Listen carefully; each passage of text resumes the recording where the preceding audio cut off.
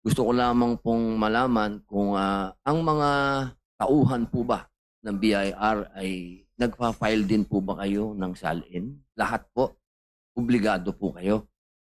Kasi po kami, sa utos po ng aming Ginoong Pangulo, ipinablish po yung aming SALIN. Sa utos din po ng aming Ginoong Pangulo na lifestyle check po kami. Puwede po bang mangyari din po 'yan sa inyo, maiutos niyo ang lifestyle check? In fact po, meron nga ho tayong, mga ahensya na ng gobyerno na nagkakandak naman po ng lifestyle check. Opo, kayo po, In ginagawa fact, niyo po sa BIR para wala na po yung mga tanong na ilan ang kotse mo, ilan ang ano mo, mga ganyan, ilan ang bahay mo, ilan asawa mo, yung mga gano'n. magagawa po namin 'yan sa BIR. According to my source po sa BIR, an employee, nakakita po ng gray area, yan nga po na walang laman. Sinasabi niyong Iris. Nakita po nila na walang laman. So hindi po machi-check kahit sinong investigating body kung magkano ang binabayad sa gobyerno, magkano ang ang inassess, magkano lang napunta sa gobyerno. Kasi nga po walang laman siya, Commissioner. So Magandang araw po sa inyong lahat mga kababayan. Kumusta po kayong lahat? Saan mang dako po kayo naroon, sana'y nasa mabuti po kayong kalagayan. Eto, matindi po ang pag-uusapan natin ngayon mga kababayan. Senator Robin Padilla, hinamon nga po itong BIR na ilabas ang SALIN ng lahat ng empleyado nga po ng BIR mga kababayan. Katulad nga po ng ginawa nila sa Senado na ipinakita nilang lahat ang kanilang mga SALIN mga kababayan. At kasama na rin nga po dito ang lifestyle check. Ay ang tanong dito mga kababayan papalag kaya itong pamunuan ng BIR sa hamon itong si Senator Robin Padilla. Pero bago yan, kung bago ka pa lang dito sa ating channel ay mag-subscribe ka na at i-click mo na din ang notification bell para maging updated ka sa mga susunod pa nating video. Senator Robin Padilla. Maraming salamat po sa aming pininong higit, Senator Panfilo Lacson, at sa amin pong Ginoong Pangulo, Senator Vicente Soto III, at sa amin pong boses ng masa, Senator Erwin Tulfo. Sa lahat po ng aming panauhin, isang magandang tanghali na po. Ako po'y siguro na itanong na po ng lahat. Yung akin na lang pong katanungan makapagbibigay ng hinga sa inyo. At alam ko naman po, at alam naman lahat, sa buong mundo, taxman lagi ang kinakatakutan ng tao. Nasa Biblia nga po kayo eh. Kaya pagpasensyahan niyo po kung marami po kami mga katanungan dahil bilang kami po ay senador, kami po ang boses naman ng taong bayan. Kaya yung amin pong mga tanong sa inyo, hindi po para idiin kayo, o hindi para tanungin lamang po kayo. At ito po mga tanong ko naman po ay hindi naman po ganun kabigat. Katulad po ng mga tanong ng boses ng masa. Ang tanong ko lang po ay, katulad po halimbawa, ako po ay may panukala patungkol po sa freedom of information. Gusto ko lamang pong malaman kung ang mga tauhan po ba ng BIR ay nagfa-file din po ba kayo ng SALIN? Lahat po, obligado po kayo. Kasi po kami, sa utos po ng aming Ginoong Pangulo, ipinablish po yung aming SALIN.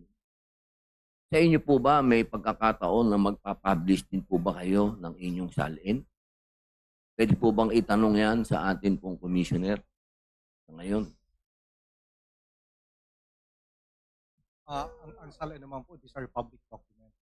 Opo, so This can be accessed. katulad po ng, ay hindi po, kasi sa amin po talagang in-order po sa amin ng aming Ginoong Pangulo na ilabas namin ng aming SALIN. Wala po kaming nagawa. Kayo po, bilang commissioner, dadating po ba ang punto na yon na para po mawala yung agam-agam ng ang mga taong bayan, meron po bang ganun na pwede po kayong gawin? Titingnan po namin 'yon. Meron pong 16,500 na kawani ang Bureau of Internal Revenue. Ay, makaligayahan po ng taong bayan yan. Kahit po mapuno ang social media, kaligayahan po nila yan. Kasi kami din po, sa utos din po ng aming Ginoong Pangulo na lifestyle check po kami. Pwede po bang mangyari din po yan sa inyo? May utos nyo ang lifestyle check? In fact po, meron nga ho tayong mga ahensya na ng gobyerno na nagkakandak naman po ng lifestyle check. Opo, kayo po, in ginagawa fact- nyo po sa BIR para wala na po yung mga tanong na ilan ang kotse mo, ilan ang ano mo, mga ganyan, ilan ang bahay mo, ilan ang asawa mo, yung mga ganun. Magagawa po namin yan sa BIR. Opo, malaking bagay po yan. Opo, kasi alam nyo po, ang ating pong bayan ay dumadaan sa napakatinding pagsubok. Kapag tayo po ay naging transparent sa tao, eh makakalma po sila. Sa panahon po kasi ngayon, talagang ang tao po sa totoo lang po, ang dami ko pong pinuntahan ng mga pagpupulong. Ang gusto po ng karamihang grupo ay wag nang magbayad ng tax. Civil disobedience po ang nais nila. Ako po na po yung nagsasabi, wag niyong gagawin yan. Dahil hindi naman po lahat ng tao sa gobyerno ay may kapalpakan. Kaya ako na po ang nakikiusap na sana maging transparent po tayo lahat. Lahat po. Para ang taong bayan hindi na po nag-iisip ng mga civil disobedience o ano-ano mang mga bagay na makaka-disrupt pa po ng gobyerno natin. Isa na lang pong tanong, Commissioner. Ako po kasi, nung panahon nung ako po ay artista pa, ako din po ay naging revolusyonaryo. Lagi ko pong inaaway ang gobyerno. At noong mga panahon na yon, na-weaponize po sa akin ang tax. Ako po'y nadali talaga ng tax. Ngayon po ba, mapapangako niyo po sa akin na hindi na po yan magagamit para maipit ang mga nagsasalita ng hindi, alam niyo man po, kanilang kalooban sa gobyerno? Po, ang tagubilin po sa atin ng ating Pangulo ay mangolekta ng buwis efficiently and fairly. Fairly. Fairly. So, Opo. ibig sabihin po, ang kolektahin lamang, ayun nararapat talagang dapat bayaran ng taxpayer at hindi ito dapat ginagamit ng instrumento para i-oppress or gipitin yung mga tao for other reasons other than Tao collecting at the rightful negosyo po. taxes. Tao at negosyo. Totoo po yan. Opo. Nakasumpa po kayo, Commissioner, ha? Nakita ko kayo kanina. Opo, pinapangako po natin. Yun lamang po. Maraming salamat po, Ginoong Pinunong Higit. Salamat. Thank you. Before we wind up, kasi nakakuha kami ng report na yung dating ELAM wala na, di ba? Pinalitan na ng IRIS, Yes. Internal Revenue Integrated System. Ang nag-handle nito, yung Information System Group. Yes po. Sabi niya, ang report namin dito, wala kayong basis na i-compare yung PAN, saka O5, O6 kasi wala raw laman. Kindly investigate, Commissioner. Yun nga po ang dahilan. Kaya Yun nga, po ang bakit walang tinutukoy. laman? Yun nga po. Sinadya ba yan? Para wala tayong mabalikan na record. Kasi yun ang basis natin, sabi nga ni Attorney Kim, ni Tom Kim, di ba? Na madali lang yan, may red flag. Kung ito yung PAN, tapos biglang bumagsak doon sa O5, O6, meron tayong basihan para magsagawa ng investigation. Kung walang laman yung IRIS, anong gagawin natin? Yes, Mr. Chair. Kaya nga po, yan po ang utos natin after natin i-send yung audit. Yung po ang ibig sabihin That's one of natin the to submit reasons. inventory to update the information in the ELAM. Kasi nga po, hindi ho regularly na-update. Yeah, problem na dito is quits na lahat yung nakaraan. Kinakailangan pong i-update po nila. Can we still reconstruct? We can do that. Mr. Chair. At Please do ginagawa that. na po natin. Specifically yung sa case ng Makati because there are a lot of questions. Mr. Chair. Yes, You want, Senator please. Erwin. According to my source po sa BIR, an employee, nakakita po ng gray area, yan nga po na walang laman. Sinasabi niyong IRIS. Nakita po nila na walang laman. So hindi po machi-check kahit sinong investigating body kung magkano ang binabayad sa gobyerno, magkano ang inassess, magkano lang napunta sa gobyerno. Kasi nga po walang laman siya, Commissioner. So you really have to investigate that. And kung po pwedeng reconstruct po. Dahil sigurado po ako, Mr. Commissioner, lahat ito mauubos. Mawawalan ka ng mga RDO at saka mga batas. Are you planning to make a reshuffle very soon, sir? Kasi halos lahat po itong mga nasa harap po natin, nirereklamo po. Wala na lang po kaming oras kasi lahat po ito gusto kong tanungin isa-isa. Kaso sabi po ni Chair, the next meeting na lang ulit. So, are you planning to do a reshuffle very soon? Yes po, Mr. Chair. Magkakameron po tayo ng reshuffle. Okay, hindi lang po sa NCR kundi maging sa mga different provinces, Mr. Chair. Yes po. Thank you, Mr. Chair. Kailan nyo na-discover na walang laman yung iris? Oo, nung chinek na ho namin yung status, Pag take over hindi po mo, update. Yeah, nung chinek, walang laman. hindi po updated. Ang report sa amin, walang laman. Hindi updated. But the thing is, if you can still reconstruct manually or through some other means, please do that. Kasi we will be able to unearth a lot of information. Yes, Tony. Actually, you can, because all the docket should be there. So if there's no information there, that's an accountability of the revenue officer and the RDO and the group supervisor. And actually, because you did not fill it up, dapat hindi nakaka-issue ng bagong LA sa'yo. Kasi hindi close yung meron inventory lang ho ang bawat examiner. I think you have 30. If you 30 open na hindi mo close kasi hindi ka makaka-generate ng bagong LA para sa examiner na yan. And the docket is your accountability. So, kailangan mo ma-reconstruct yan. Kasi yung mga docket, hindi naman pwedeng iwala yan. So, in the next hearing, na-expect namin na makapag-submit kayo ng specifically ito sa may mga questionable. Yes, Mr. Chair. Batas or whatever. No? Opo. Mag-enjoy muna tayo magpasko. Especially kayo. After Christmas, after New Year na tayo kasi nasa LOA pa lang tayo, wala pa tayo sa RAF. Ha? Wala pa tayo sa mga ibang task forces. And ang dami pang questions doon. Kasi yung RAFT is another issue. Ang tanong dito, Senator Ping, ano nangyari dun sa natin, flood control?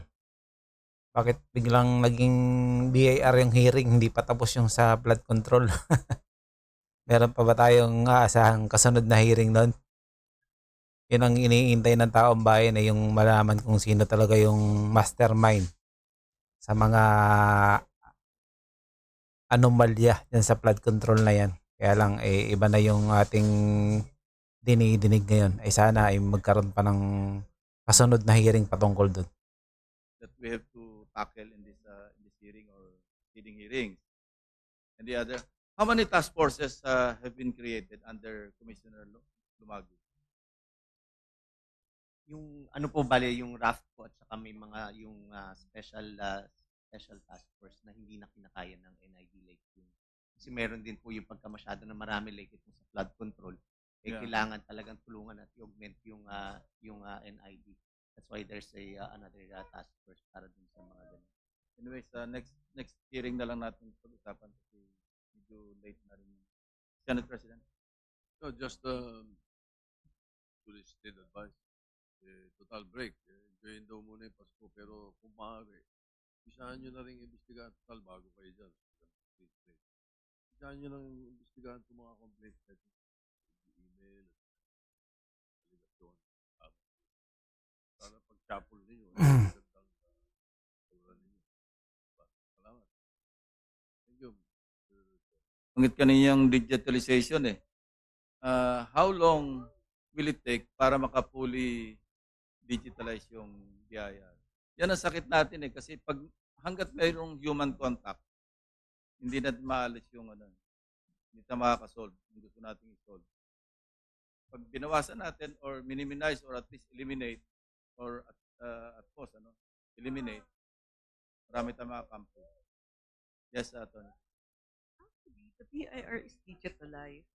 It's just that whenever we digitalize something, we put a different system. And those systems does not talk to each other. The Irish, the one that's now being done, which started even during my time, is to link all of this together. Kasi information from here feeds to the next. Unless yan nakalink sila, hindi mo ma-maximize yung mga digital data ng BIR. Kasi now, naka-silo siya. So kung magpapa-imbestiga ang BIR, kailangan sabihin niya sa IT, gumawa ka ng program para i-match ito. Kasi galing dito, galing doon. So itong iris na ito is parang kino-consolidate ng lahat. Pero lahat na data na yan, digital yan. The other thing is, kailangan gamitin.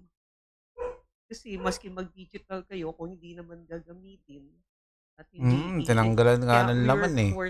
Diba? That's why the LA system, you have to encode. Otherwise, it will not come out. Liwanag na may anomalya yun kasi bakit mo tatanggalin yung mga data doon kung wala kang iniisip na ano yun, tinamad lang mag-input yung nag-i-input doon. Saka dapat may nagmo-monitor nun kung may laman pa ba yung data na yun. Ay napaka-importante pala nun kasi pinagsama-samang mga informasyon ng BIR tapos biglang sasabihin sa mga tao na walang laman, hindi updated. Grabe naman. Then, dapat noon may inventory yan na pag-open yan, dapat hindi ka nag-i-issue para dun sa exam. There must be a disciplinary mechanism na pagka yung dinadown yung system, sagutin dapat. Kasi kung deliberate, pagkatapos wala namang ginagawa yung commissioner, talagang deliberately, they will find a way na mawala, na hindi magamit yung system. Yeah, but yun nga, like I've always said, even how nice the system, at the end of the day, it's people running it. So the people have to. I remember during the time of Commissioner Guerrero sa BOC, I asked them point blank kung naka-fully automated na sila. Sabi niya hindi. And then, that was during the budget deliberation. Sabi ko, how much would you need to fully automate? Kasi ang experience natin, ang laki ng export record ng China to the Philippines. Pag kinumpir mo yung import record ng Pilipinas from China, naku, ang laki ng discrepancy.